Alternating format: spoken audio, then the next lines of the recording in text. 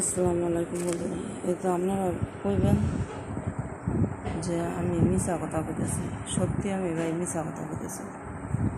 এটা হচ্ছে দাঁতের ডাক্তার আর এটা হচ্ছে ব্রেনটের।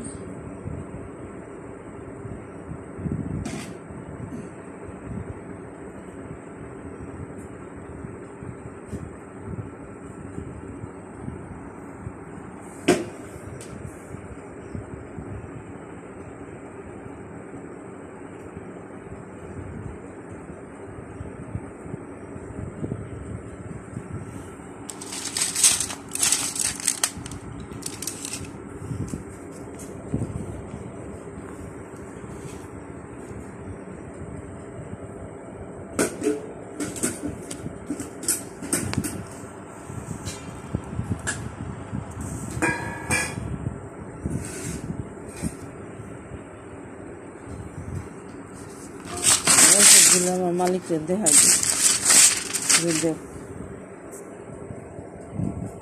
তুই যেইটা দিছ তো এইটা কোনো কিছুই হয়নি।